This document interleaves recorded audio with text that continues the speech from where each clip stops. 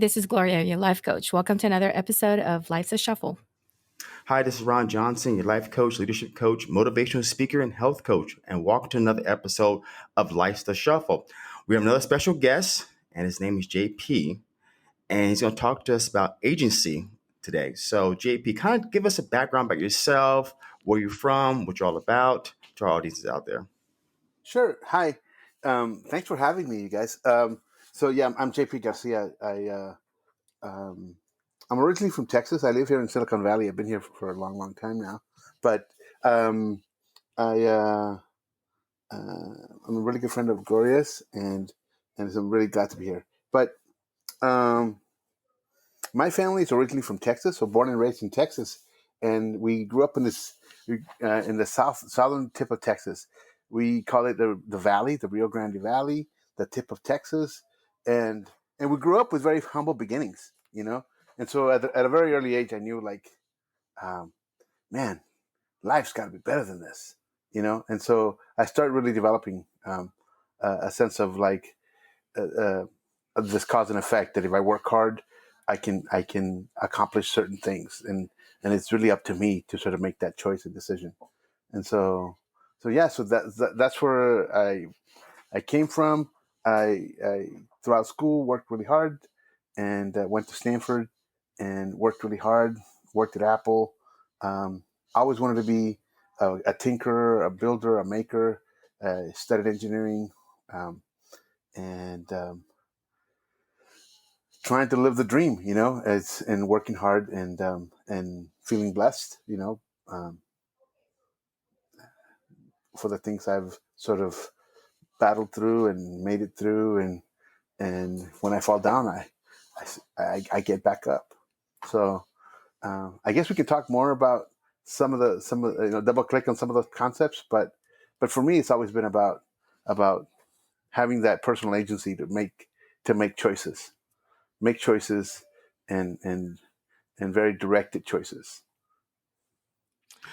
I have a quick question for you, JP. You said one day something clicked, and you said something be better than that. So I just want to get some clarity and understand. So did you grow up in a bigger family, and you guys were on the poverty level was low, or kind of tell me about that? Because I want to know, when did it click? Like, what happened? Well, I think that, you know, so like my family, there was 9 of us, dude. There's Ooh, big 9 brothers family. and sisters. Yeah, a lot of sibs, right? And I'm near the top, and so you know, it was we grew up very humble beginning, dude. You know, we didn't have much.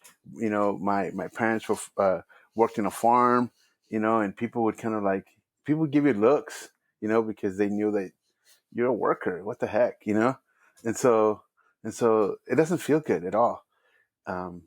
But I think it must have been, well, even early on in school. But one memory that really sticks in my mind is I was in school one day. No. So like in the weekends, we would help our parents in the farm. So we would go, and as we drive into this farm, we would see in big emblazoned letters, dude, like, you know, some family ranch. I'm not going to say the name, right? Family ranch. Like, whoa, this big last name ranch. And that's where we would go, right? And so when school started, there's a kid in my class, and he has that last name. And he's like the smartest kid in the class. I'm like, what the heck, man? We work for those people. You know, like, we work for that family, dude. But I knew, like, at that point, like, I could compete in school.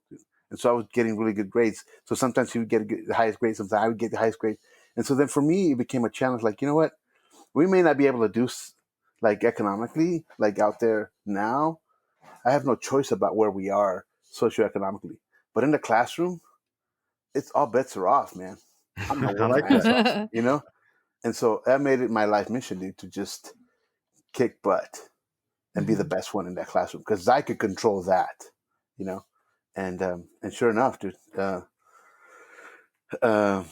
made it click for me, and I'll never forget that. I got a question for you, JP. So you said there's 9 of you guys, right? Yeah. And I think I pretty much know most.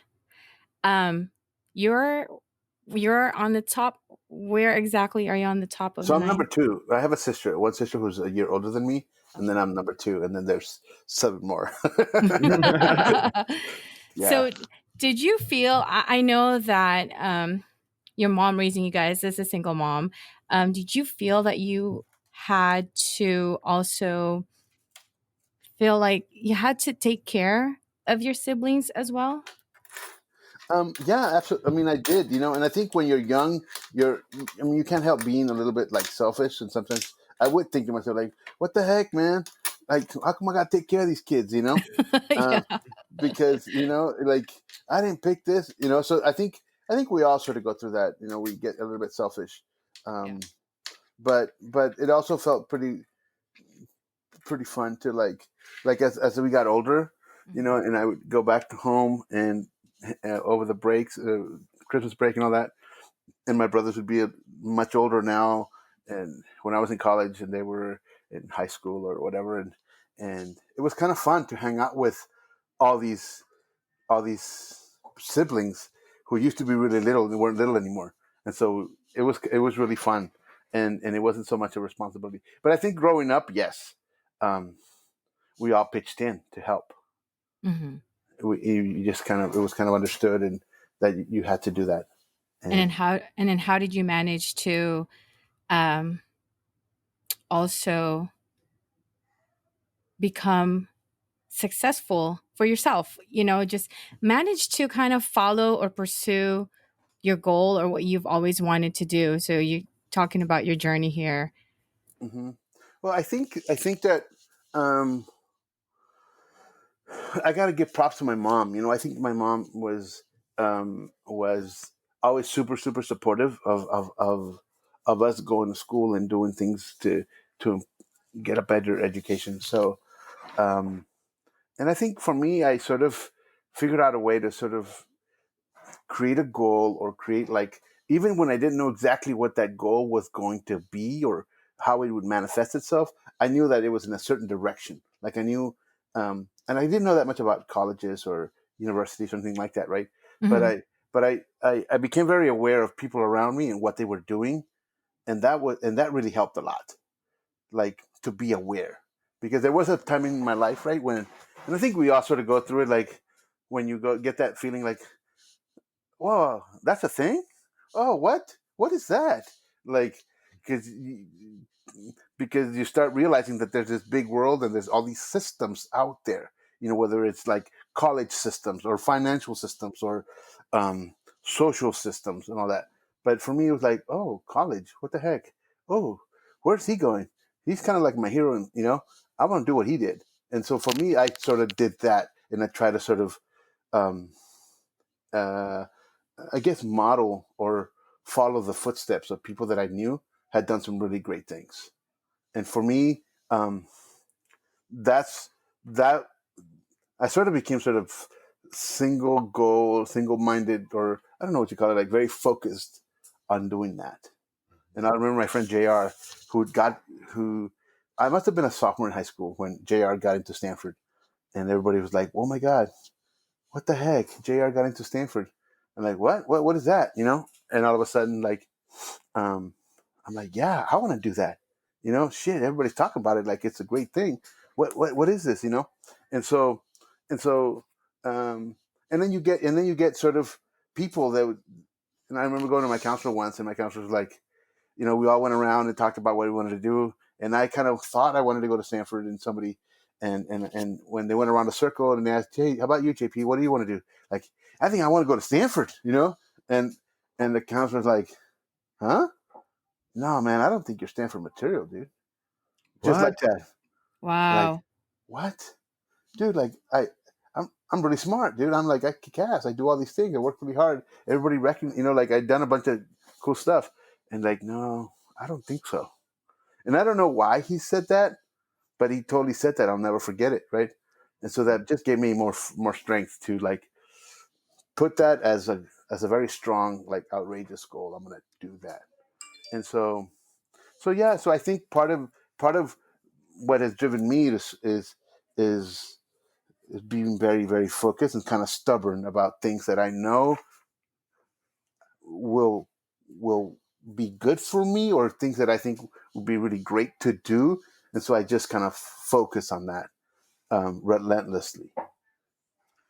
You know what? It seems to me, I never forget this growing up. My dad would always tell me something, expose you a lot of different things. So we grew up in a modest neighborhood, and he always exposed me to better. Like, even though we live in an all black neighborhood, and when I grew up in San Diego, that's where I'm from, he always said, son, there's different houses. So he'd take me to Rancho Bernardo, Carlsbad, and those considered like rich areas back Mm-hmm. then. You Yeah. got $2 million houses, La Jolla Cove, all these great places. And I will never forget, he said, son, the way you're going to achieve anything in this world, you got to work your ass off. You got to work your butt off. And when you had said right now is that when they deny you, it makes it more of a craving. And I know when I'm focused on something, I have this insatiable desire not to give up. When I want something, nothing can stop me. And it's like when they told you no to Stanford, you're like, no, dude, you told me no, but I'm telling myself yes. Yeah. So why you keep telling me no? Because I keep telling myself yes, and before you know it, I'm there. You'd be like, how did you get here? Mm-hmm. Mm-hmm. That's awesome, dude. Yeah. So that was, so for me, that was another moment where, like, wow, man, what the heck? And it's interesting because, like, as you grow up and as you go through life, like, there we are all at different stages of our development, like, in terms of, like, the way we see the world, the way our lens has been shaped by our society or by our family or by our culture. Like, we all have different lenses, and and I think, for me, um, I've always sort of been a sort of a student of, like, learning and trying to learn and trying to understand, um, because I know that there's always something to learn in this world, and then I try to help others as well, um, all the time. Wow. So explain this to us. So Lori and I went through IPAC, and you said the word lens. So obviously, up until we went through Life Coach, I had no idea what lens were, what that really meant. Mm-hmm. Up until, and I obviously I had no idea what a belief system was. I just thought, well, this is the way you're supposed to do things in life, and it's the way it should be, right? So I tell you something different, they're wrong. That's no, this is kind of our lens and our filter. Mm-hmm. So because we know it, kind of explain to our audience what is that lens, what is that filter, what is that belief, and how do we shift that? Well, I think that um, we all have realities, right? We all have, um, realities is sort of the way we think the real world is, and you can't deny that. Like, the world is what it is. You play a role in it. You're breathing every day. You wake up, and so I think, for me, like, um, I've always had a very, like, growing up, we had a very sort of Christian belief, system. Like, we believe in God, and for me that was really important, because even in times of, when times were hard, you know, as a student at Stanford or anywhere else, dude, like, I would always tell myself, like, dude, I'm here on this world for a reason, and I know God put us all here for a reason, you know, and Mm-hmm.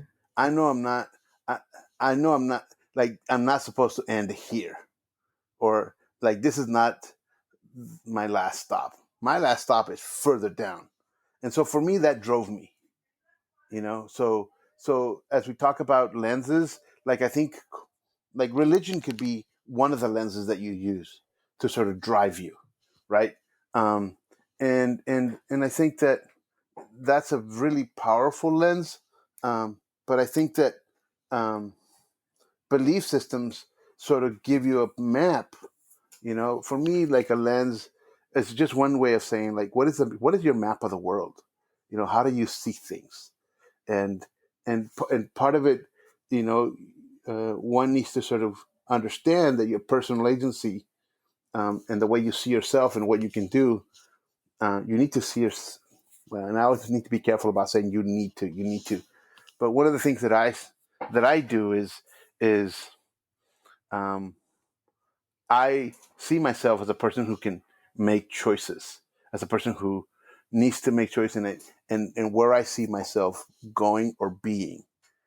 And in this map that I built, I firmly believe that if you work hard enough, and if you and you continue to strive, like you can change the world. You can change yourself, and you can change the world around you, right? And so the world for me is not a static world. It's not a static map.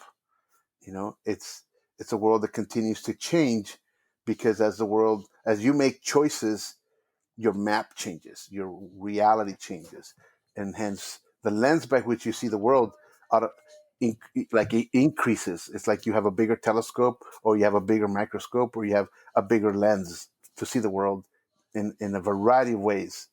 Um, and because I see myself as a person that that has agency, that is an agent of this world, that can do things, and not just subject to everything else that is powerless, right? And so I think that's a big distinction, you know, um, that that I think we all need to have, is that we all have the ability to make choices, and we all can make choices about what we want to do and what we want to do, And I'm not saying like morally good or bad. I'm not passing judgment. I'm just saying we have the choice to make certain decisions, all decisions that we make in life, and we shouldn't give that up. We shouldn't give it up to anybody else. Hell no, you shouldn't. Wow, I love that, JP. And would you say that, because some people say that our choices defines us. Yeah, I mean, I think it's true. I think, like I have two kids, right?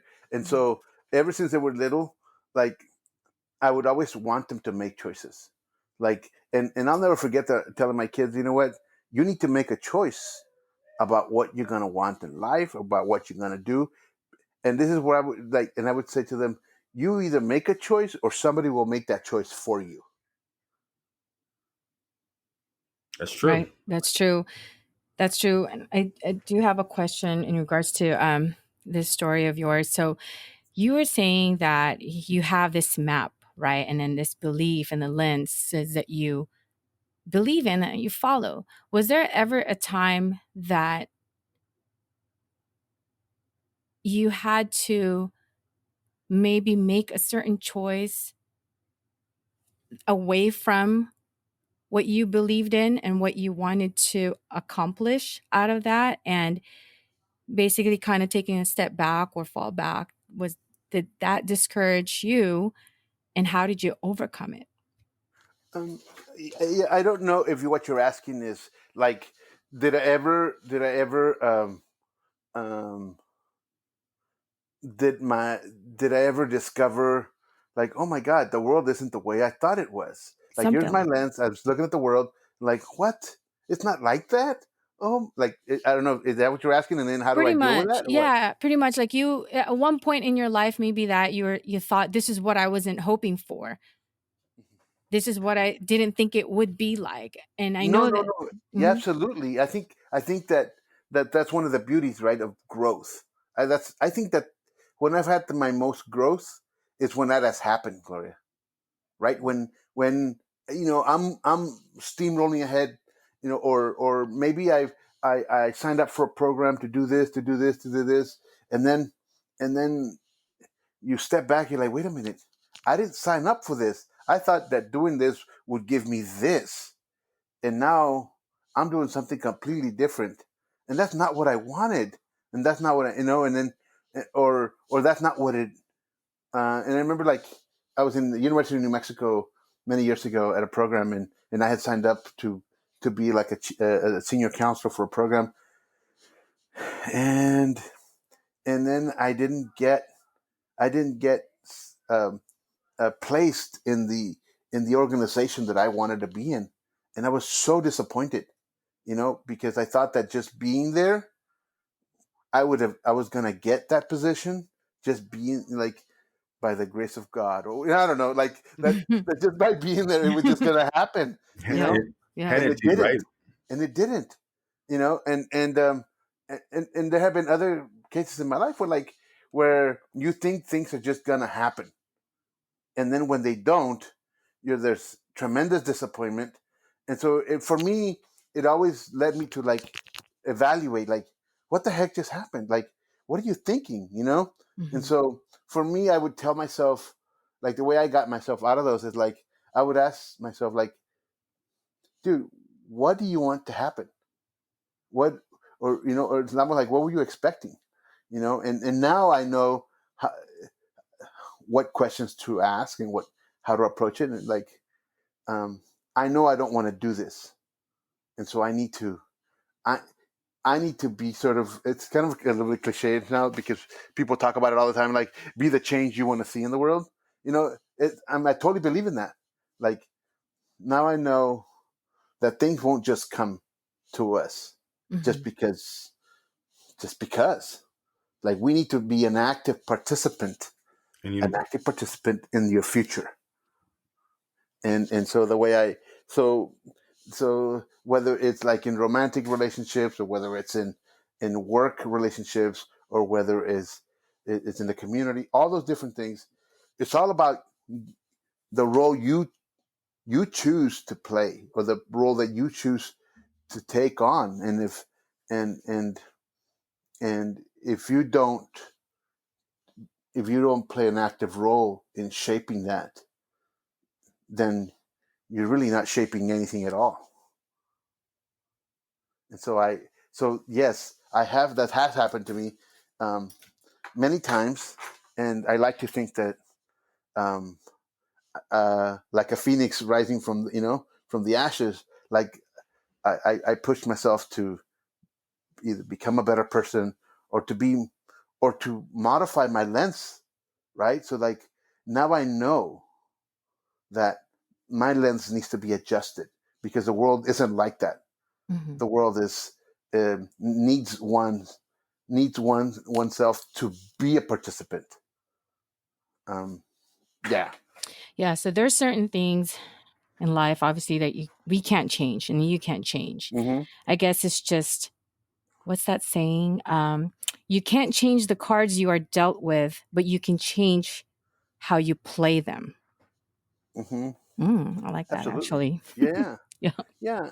Exactly. It's um, and in my life, like I'm a board member, a board of trustees on the National Hispanic Institute. Like that's one of the organizations I'm really passionate about. We do a lot of work with high achieving Latino kids all over the country, and and one of the things that in the mentoring that I do, I tell kids, it's super important, like because like you said, like you don't know what cards you're going to get, you don't know what teachers you're going to get, you don't know what but so there's a lot of things you cannot control, but there was a lot of things you can control. And like me, when I was in fifth grade in that classroom, like I knew I can control my academics to the best I could. I could study harder, I can compete better, Hmm. like there are things that I could do. And so the measure of a person is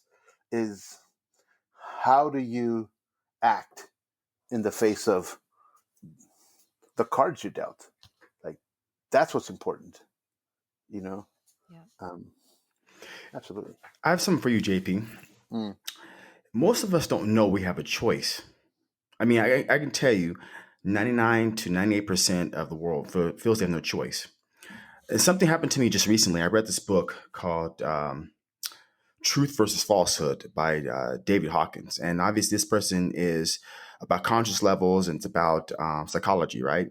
One thing that blew my mind was I didn't know the difference between spirituality and religion.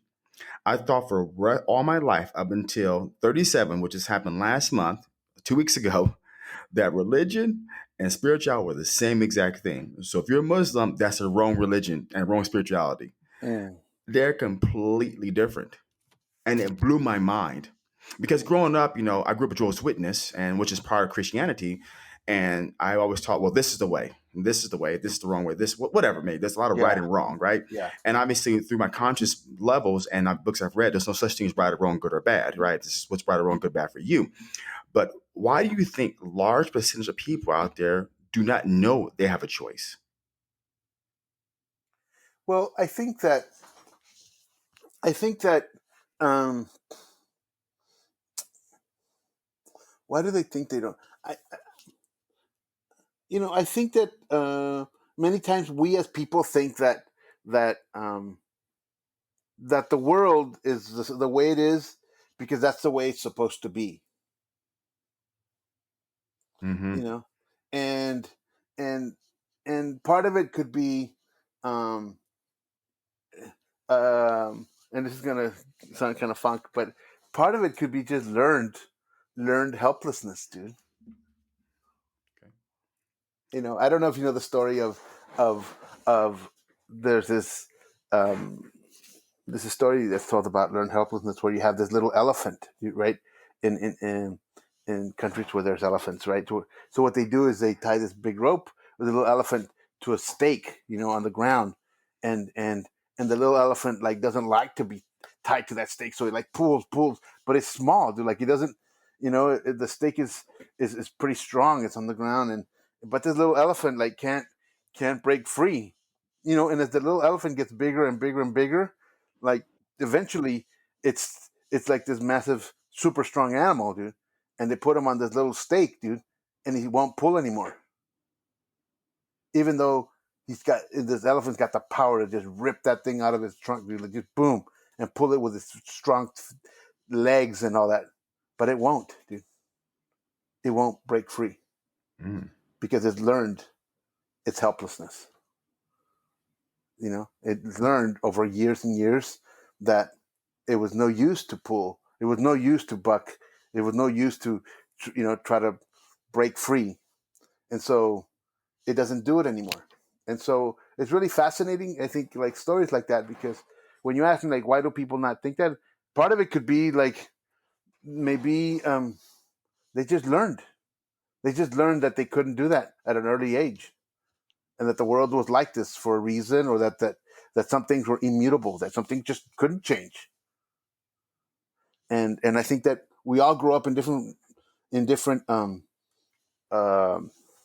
families, and in some families you have conversations about how you can't change the world, and in some other families maybe you grow up where there isn't a lot of that, and so you adopt that because you think that's the way the world is, and it goes back to the lens.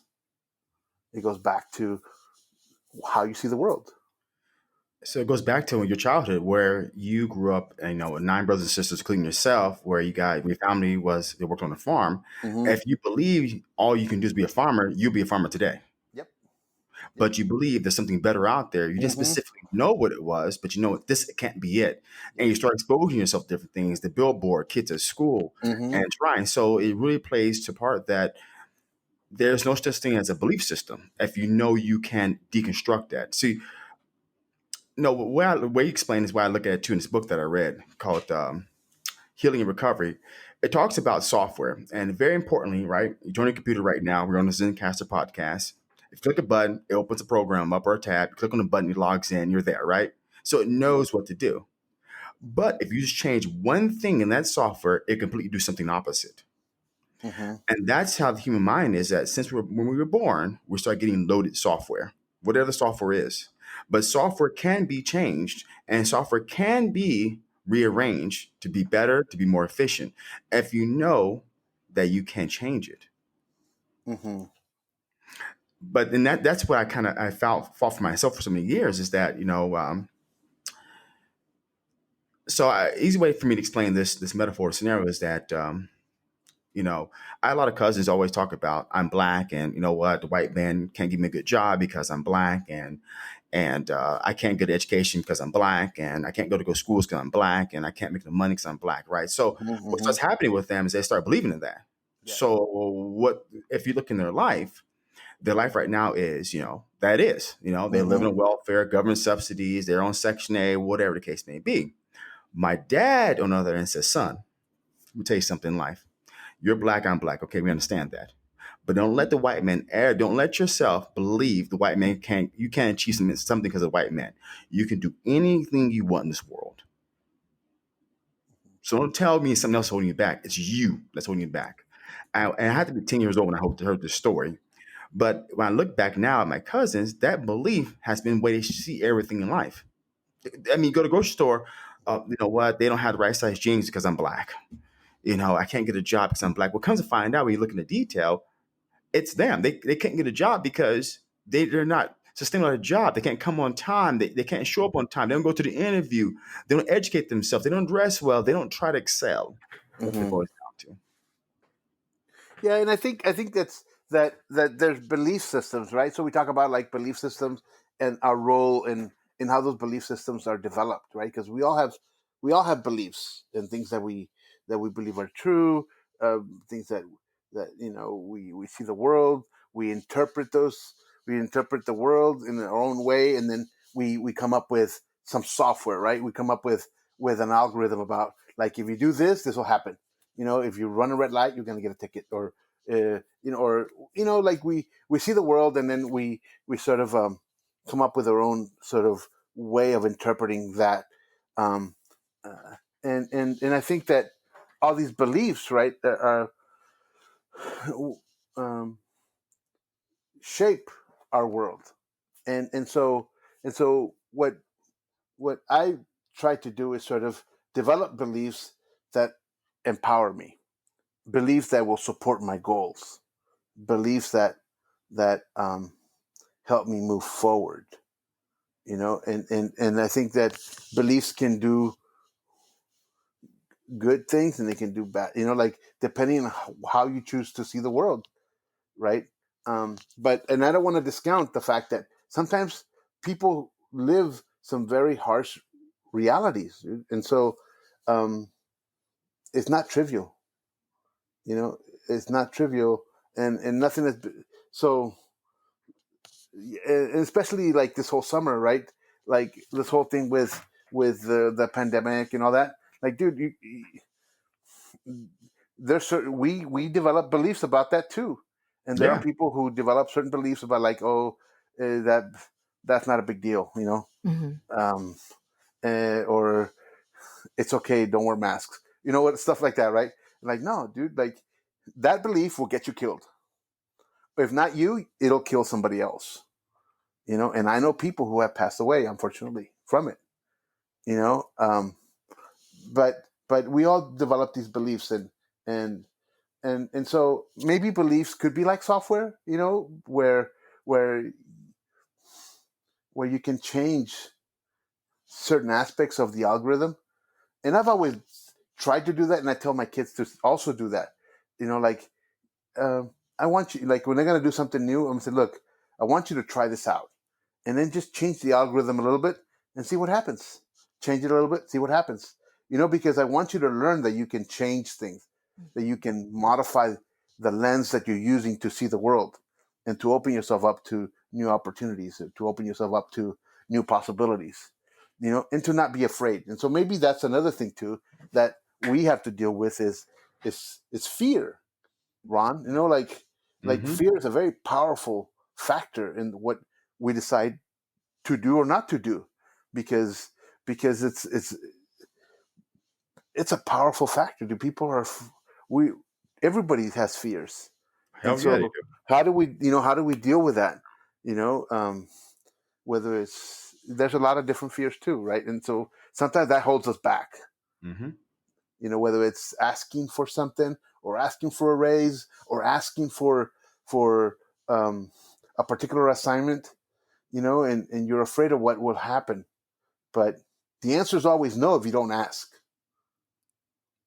Yeah. And sometimes it takes some kind of action to actually see some changes and something happening, and self-control, right? So self-control can shape or shapes how we define our choices and how much we see our choices as reflecting our true preferences. So this goes back to as young as, I don't know, like just really, really young. And in JP, you and I both work with a lot of the youths, and this is what we teach them. And it's not very easy to help them or kind of make them understand that there's so much more out there in the world than what they believe in or what they're stuck in, what they think is reality is for them. Well, I think that. So I also think, right, that's because we are talking about sort of like personal change, personal age. Like agency is sort of the belief, the like the ability to cause change. that you have, that you're that you have this personal ability to cause change, like changes for yourself, obviously, like changes to make things better, to improve your life, your family, your community, the world around you, right? But I also think that some of that agency and some of that power is like a muscle, Ron. That that you have to exercise it, and sometimes it starts with small muscle movements, so the small changes, small actions, and and and then see what happens, and if you get a positive result, like, ooh, well, what else can you do, you know, to make additional changes? And then if that works out, like, okay, what else can you do? And you start getting into sort of a habit of exercising your personal ability to make changes, or your personal ability to make choices, and then if it's a good choice, or if it leads to some positive results and you want some more of that, then maybe you keep doing that. If it doesn't work out the way you want it to, that's fine. It's never too late. Make a change Hmm. and readjust. But I think that more importantly is learn how to exercise that. Exercise it as if it was a muscle, or like, keep doing it, keep doing it, keep doing it, and eventually you start getting really good at it. You start getting really good at it, and I think that's what I would recommend, or I would advise people, like, if you don't think you have it, like, just try something. Just try it. Just try a small change, not a big change. Do a small uh, micro change in something that you're doing, you know, to sort of prove it to yourself that you can't do that, that you can make changes, that you can affect the outcomes. Um, but you have to have that belief, and part of that, you're gonna have to believe in yourself, Right. and be Yeah. accountable. Yeah. And sometimes all it takes is that one first step of taking that leap, of taking that chance. Hmm. And once you see something, it actually motivates you even more to just keep going. Hmm. But it's taking that first step. You know what, JP? What I was talking about, we talked about the fear. I use this in a lot of my life coaching clients, and I see this people I meet. I said, fear means false evidence appearing real. First, second thing is fear is like an invisible wall. And if you just step through it, you realize the wall didn't really exist. It only exists in your mind. More importantly, what I found out is a conscious level of fear. Fear entirely means nothing. But it doesn't mean anything. If I spell fear out in front of me right now, it means nothing. Or FEAR. But once I give fear, I almost misspelled it. Once I give fear meaning, once I give it some kind of meaning, it becomes now powerful. So if say the fear was to ask for a raise, oh, the fear is, oh man, I'm gonna ask for a raise, and my boss may say no. Hmm. I thus gave fear power over me. Entirely, it means nothing in the context of the word, but you bring it to life once you give it meaning. If you say, hey, you know what? I'm gonna ask my boss a raise, and fear doesn't show up, you actually go forward asking for a raise. It's when you get power to it. See, we get power to outcomes. Subconsciously, all of us want to control the outcome. We want to control the 5 minutes from now, what happens, right? 1 hour from now, 2 weeks from now, 5 years from now, 10 years from now. That's what we want to control. So inherently, what happens is our ego wants to then control the fear. And once you can't control the fear, then we become unbalanced. The fear shows up. Hmm. And that's where we start lacking is that, well, this may happen, that may happen, this. But we never see, you can come up with 100 things what can go wrong, but you can't come up with 100 things that can go right. If you ask somebody, what can go wrong? They blah, blah, blah, blah, blah. They spit it out to you. What can go right? Well, one thing. And then what happened, because one thing, 100 things will power one thing, we give more power to those 100 things. But they all mean nothing in context. And once people know, fear has a big power in everything we see in life. Let's say with pandemic, the fear of going out and getting sick, or the fear of going to grocery stores, or the fear of going to the beach, or being around people, so forth and so on, right? So what can happen too in that context is that We thus then start seeing everything else like that. Then, okay, fear, I may lose my job. Fear, the economy's going bad. Fear, I might lose my 401k. Fear, I may get in a car accident. It starts having a ripple effect because then one thing starts magnifying two or three or four or five. Mm-hmm. So that's why when fear is small and it does not have power over you, then you can obviously change it. The way I start changing my fear in life and things I go through, my anxiety and all that kind of stuff, I learned one thing in the book I read. It says, I'm an infinite human being, and that doesn't have any power over me. I take 4 or 5 deep breaths, like meditating, and I feel much better. Because all it simply does is take the neurons in my mind, re energize them to something else. Because I said, that does not have power over me. I'm an infinite human being. Take 5 to 10 deep breaths, I feel much better. Because it really doesn't have power over you. I'm only giving it power through thought and ego. Mm-hmm. One of the things that I kind of alluded to earlier, right, is sort of is this concept of like faith, and for me, like it's important to have faith, like if you're religious, if you're spiritual, like it's so important, dude, because it's part of like there's things that you can explain and things you can't explain, you Hmm. know, but there's also like personal faith, like having faith in yourself, you Hell know yeah. and so for me, like it's always been like make changes because you believe in yourself, and people always talk about like you gotta love yourself, you gotta have love for you, you gotta love, so do things that are gonna help you. And so one has to sort of have faith, in the things that you do and believe in yourself. And because you believe in yourself, you need to make this choice. You need to take this step because faith is so important, and faith is what's going to keep you moving forward. And sometimes there's people around us that help us get that courage. Whether it's like life coaches like yourselves, or whether it's teachers, or professors that kind of say, "Hey, great job! You did a really good you did a great job here. Your essay was awesome. So sometimes we get it there, but eventually we want to develop it to where we we have it inside of us. Like Hmm.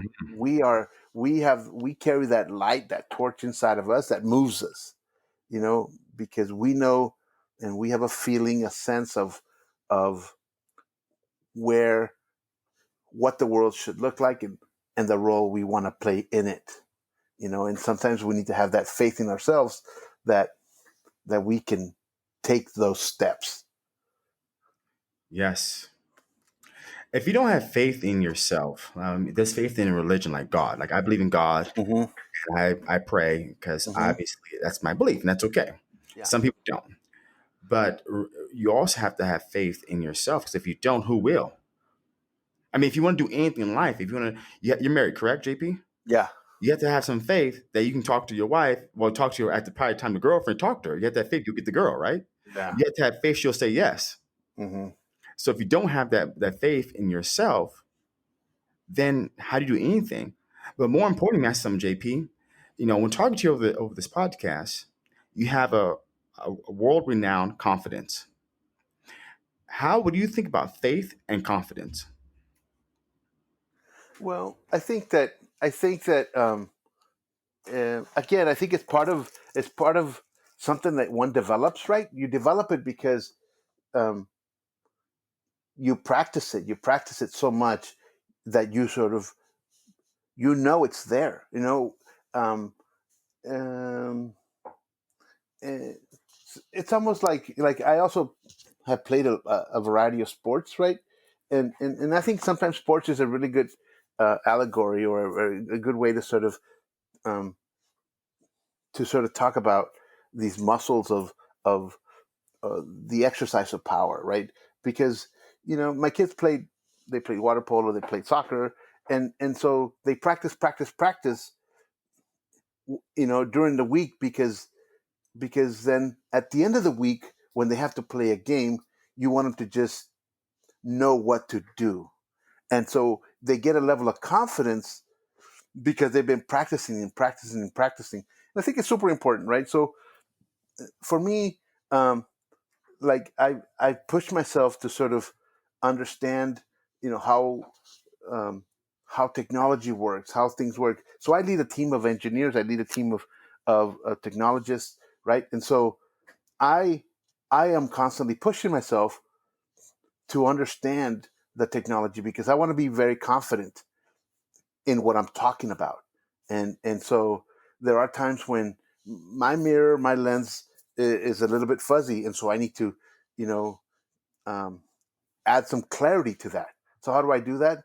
You know, I push myself, I nudge myself to like get certain things done or to explore because I think it's super important to uncover, to learn, so that then we can use that to lead others. Um, and and and um, and I think that that part of my learning is to sort of satisfy my need to know and to have a very good sense of what the world is like and that it makes sense to me, because then I know that I can then share that with others and that will have positive outcomes, not only for myself, but for those around me. Um, and so I don't know if I answered your question, you know, but I think that I always like to have a good sense of and be confident in what I'm talking about.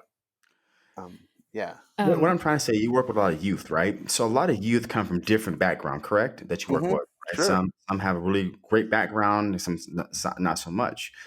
You know, what I'm trying to say, what I'm trying to get at is that if you have faith, right, in something, whatever it is, Hmm. how important is self-confidence having that, right? So how like you the way you describe right now in, let's say, building that confidence is, hey, let me do something, work hard, something new that I've never done so I get that confidence. But what if it's a youth guy like 15, 16 years old or whatever age they are, and they don't have the confidence to be good in math or have the confidence to be an engineer or get out their economic circumstances?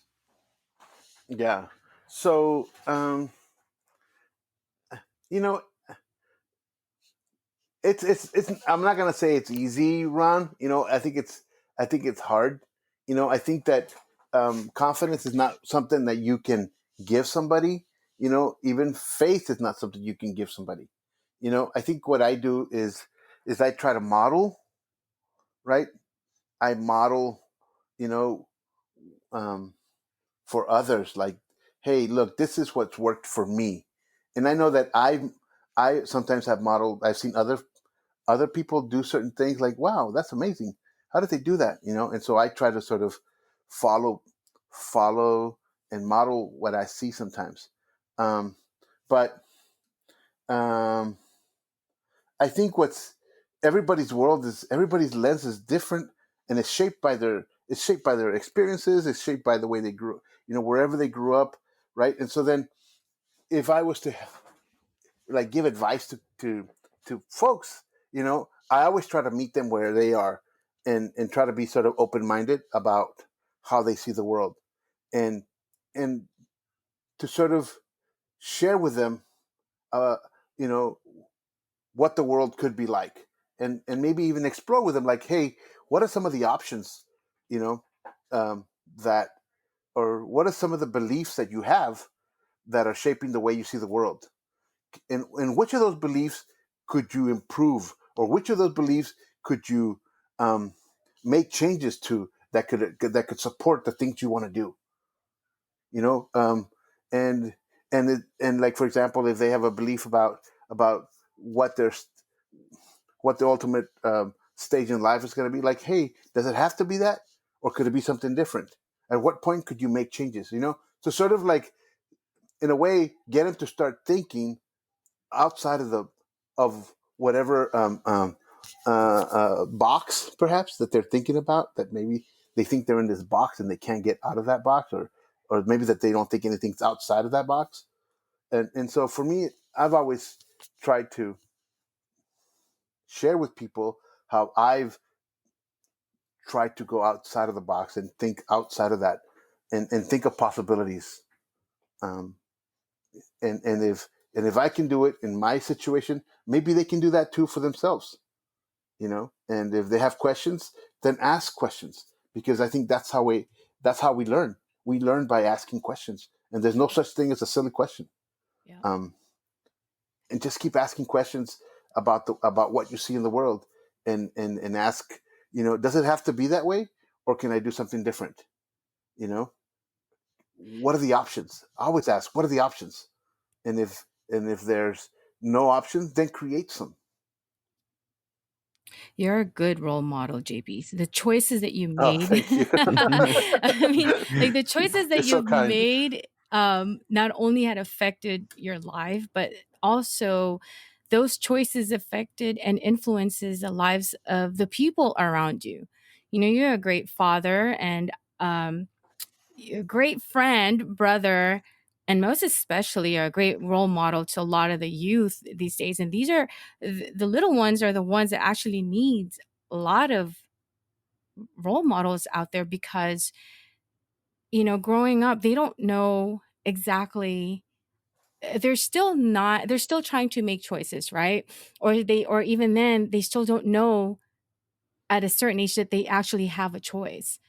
But when they have a role model that they look up to and they see, like what you did when you were younger, and those are the ones who you want to follow and maybe, have that changes in life to or maybe pursue something that you've eventually figure out this is what I want to be and this is what I want to do in life and just keep moving with it. Well, I think it's tough. I think it's tough, Gloria. I think that we are daily on a daily basis, right? We are bombarded by by other people's by other people's reality. We're constantly bombarded by what others other people's mental model, by other people's lens about what's happiness, by other people's model about what success is. And then we measure our own against them. And we see this whether it's like in social media, on the Hmm. pictures, and all these different social media. And then when we come up short, um, there's this disappointment. Hmm. And I think that we need to sort of be careful with that, because we fail to see, like, that there's also a lot of a lot of internal talents, a lot of internal value that we carry. We have a lot of assets within us, and and and then but we look at others, and we use somebody else's standard, and we use somebody else's ruler to measure, what our own level of success or our own level of happiness is. And I think that um, that we would do well to be careful with that, because um, I don't necessarily think that's a good way of doing it. I think that what's important is, you know look inside and yourself and say, hey, what are the things that I really value? Do I value my family? Do I value the work I'm doing? Is that important? If it's not, then let me change that. Do I enjoy what I'm doing? Yes. No. If I don't, let me change that. What else could I do so that I'm in the right place? And maybe I'm not a gazillionaire, but I'm helping people, or I'm helping my family, or I'm doing these great things, or it gives me time for church, or it gives me time to do these other things. I was like, dude, like, you're adding value to people around you. Like, that's important, and not that you're sitting at a beach somewhere drinking Mai Tais, like, and that perhaps that might be a definition of success. And it's really important, like, who do we relegate to define what success or happiness is? Like, we shouldn't give that up. Like, we should define it. We should then use, again, it kind of goes back to personal agency. Like, who defines this for us? Are we going to let somebody else define it for us? Somebody who may not even know who we are? And this is where the personal agency comes in, and we have to define that for ourselves. Like, this is what I think is important. I want to be good to my mom, or be good to my dad, or be good to my family, be good to the people around me, be good to my friends. Be grateful about the things that I do have, and maybe work for more, great, but always be grateful, and define for yourself what you think, um, what you think delivers the most value and the most blessed life that you want to have. Like, don't give it up to somebody else to do that for you, because if you do that, you will constantly be chasing that that and who knows, and then maybe you get there and then somebody else changes it, and now you haven't reached it, so you got to do something different, and you lose your way because you're constantly chasing something that may be really hard to catch, or maybe catching something, or trying to catch something that doesn't exist. Mm-hmm. And so I think it's super important Yep. So, to not give that up, and to be sort of the master, and to craft what that should look like personally. yeah. So we always have a choice to think, feel, and react. In this case, if we want to change something, then we can simply make a different choice. You talked about the youth and we talked about making changes. And, a lot of the times they don't have that confidence or they have a different belief. And a lot of them, their belief is, I can't do this. I'm not good enough. And I know I had something came to mind when you were saying what you were sharing to us earlier, is because I had this volleyball camp that I've been working this past, I would say, 8 weeks. And this one girl that I've called her kind of like my project, because there's something about her that from the very beginning, I know what she can do and her potential, but in her mind, she had this her mind was set that she can't do a certain thing. And no matter how many times I tell her you can do it and just try it, she's like, I can't do it. I'm not going to do that because I can't do it. But on the very last day, or I would say this past week, I just didn't give up, and I just have her just try it. Just go and just try it. Just show me. It wasn't easy to just convince her, but when she did it, she screamed and she said, "Oh my God, I could do it."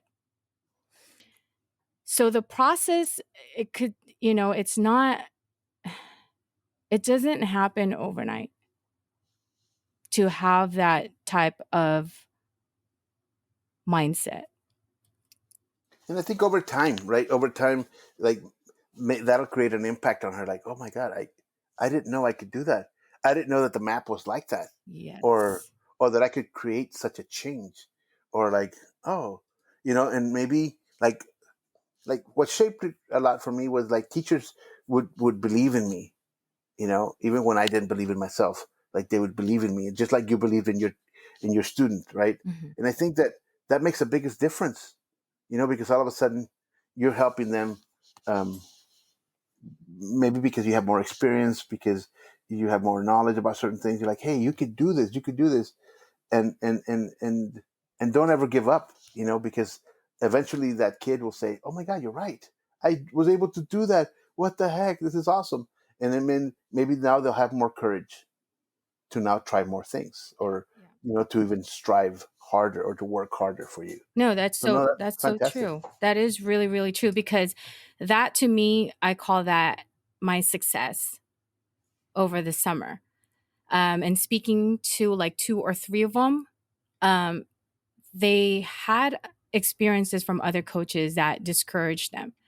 And that's why it's very important, like what you said, they need someone to believe in them first until they have that feeling of them believing in themselves.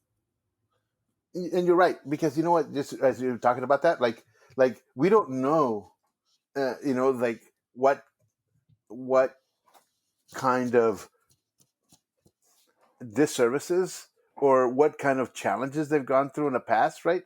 Like, you don't know if another coach once told that kid, "You're never going to go to Stanford," or "You're never," and maybe they took it to heart, or "You're never going to be able to jump that high. You're never going to be able to spike." And they're like, "Oh, what?" Or "You're never going to be able to go up and block that," And so then it stays with them, and because they hear it from somebody that is an authority, they think that that's the way the world is, and that that'll never happen. And so that's why I try to meet people sort of what sort of in the middle, and try to understand, like, what kind of things do you believe about yourself? What do you believe about yourself that's making you think that, or making you believe that? And where did you get that from? Like, what is it based on? Because maybe you're just running some outdated software. Yeah, maybe so. No more Windows 95, that's for sure. That's so true, JB. I believe that, I 100%. Even with us, as an adult, if just someone just tells you one thing that's discouraging, right away you feel like your whole world just kind of turns upside down. Mm-hmm. But it's up to you, to make a choice of actually either believing in that you can't, or you can't do a certain thing, or maybe use it as a motivation to say and tell yourself, no, this person's wrong, I can do so much more than that, and I will prove them wrong.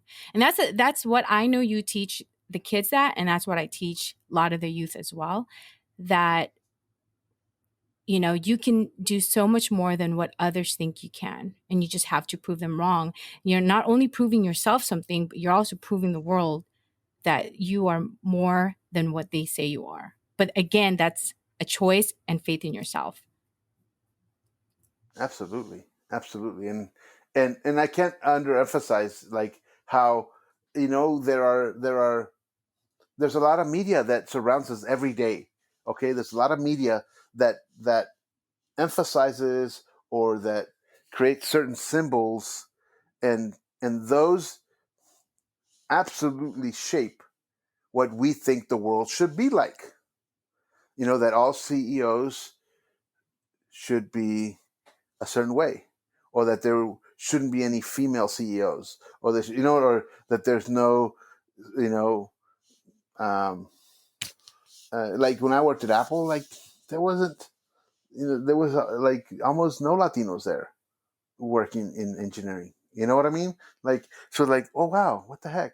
Okay, so maybe that's not a good example, but like I'm talking about, like, the commercials we see on TV, Mm-hmm. or the movies we see, or the shows we see. Like, it's always like we rarely see a variety of people on those shows, and so we think, like, oh, they probably don't have anybody in there like me, because maybe we're not as talented, And that's not or maybe we're true. not. It's not It's true. not, because your You know, brother's there. but all I'm saying is that there's a lot of media that that that creates mental models, and creates a reality that we choose to believe. But we can choose to also create an alternate way of looking at the world, and an alternate way of what we want the world to be,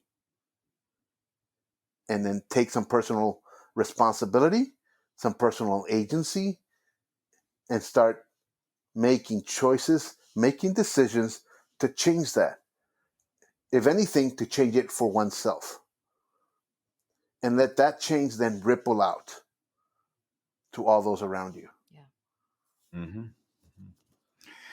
Hey, JP, I have a question, and this is how we're going to, I guess, man, it's just really so good here. I want to keep going, but we're over an hour, and it's just like it's getting better and better with time evolving. We can talk all day about this. I began, right? I want you to give myself, Gloria, because we all are going through something. That's why we call it Life's a Shuffle. I mean, myself, Gloria, you, the world, the universe, whatever, however your context you give yourself. What is one final thing you would say to motivate people for Monday? Remember, for me, I don't think Mondays exist. Every day is a possibility. But for those that, man, tomorrow's Monday, oh God, I'm working from home again, or this, I have to deal with these issues, or whatever they're going through in their life, what can you give them that can catapult them at least to be more positive daily? You know,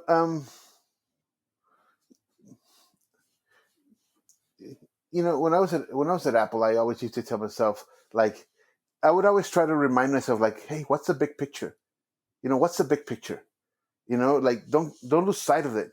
That we get sometimes inundated, or or overwhelmed by all this minutia of data, or minutia, all these little details, all these little things that worry, and so one of the things that I would always tell myself, like, hey, what's the big picture? What's the big goal, man? Like, where do I want to be? What do I want to be doing? Like, where do I want to? Where do I see myself? Like, what is the big picture for me? And you could almost say, like, what's God's plan for me?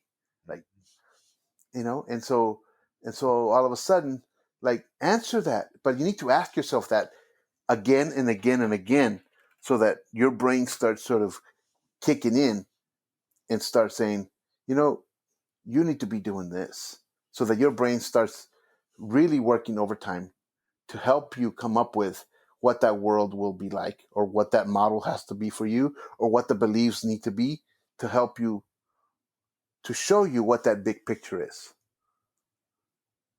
And then once you, so anyway, that's my thought, right? And then if I could just add another one, is like, okay, what are the resources I'm going to need to make that happen? What are the people I'm going to have to talk to? You know, and what do I need to learn to be there? And do I need to talk to a life coach, or do I need to talk to or do I need to go back to school, or do I need to do something else, or do I need to talk to my family? Like, what's the big picture?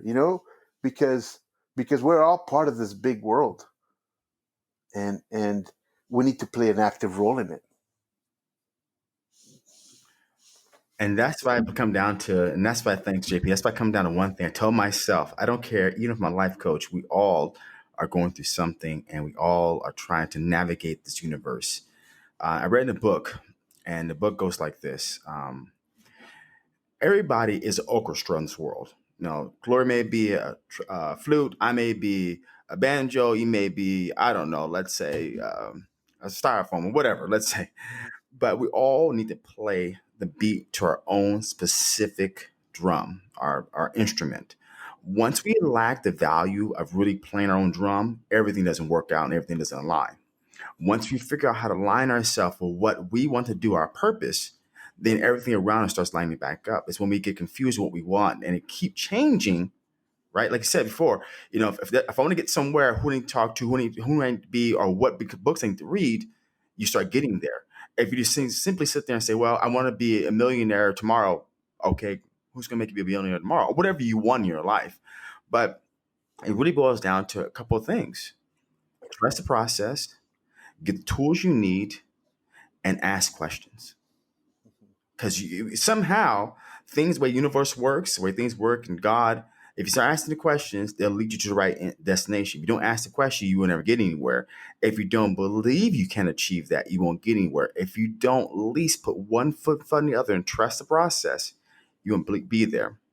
And this goes out to, I have two kids. They're 15, 16. My son messaged me today. My kids don't live with me. They live in Atlanta. And my son's playing football. He's texting me, says, Dad, I had such a bad week. And my response was obviously, which for me becomes from my experience, I said, son, look, you know what? You're going to have good weeks and have bad weeks. And that's okay. Always ask yourself the question, what did you learn? And how can you improve? If you got to go to your coach and ask him, hey, can I stay extra? Or hey, I have these questions. Ask those. Because there's no such thing as good or bad weeks. You just maybe didn't get it or it didn't happen, but you can achieve that and learn better if you put in the effort. And he's just 16 years old. And that's what I told him because I want him to understand that it's no such thing as a bad week. Maybe something didn't go the way you wanted or expected it to. That's why you call it a bad week. But Mm-hmm. nothing is really entirely a bad week. And that goes out to all my youth out there because I think a lot of times our youth need a lot of direction. And with social media, Facebook, TikTok, whatever's out there nowadays, it can go many directions but one. So as I conclude our podcast, JP, it was a pleasure. Thank you so much Indeed. Thank you, guys. for being here. And as always, guys, this is Ron Johnson, your life coach, leadership coach, health coach. And you can always find me under Ron Johnson, life coaching on Instagram and Facebook because I want to play a part in this world and you can too, and we can do it together. Thank you for joining us today, JP. And Thank you, Gloria. yes, thank you. And I just wanted to leave this to all our listeners to keep in mind that we all have choices and we are actually exercising them every day, every minute, and every second of the day. And again, this is Gloria, your life coach. Thanks for tuning into another episode of Life's a Shuffle.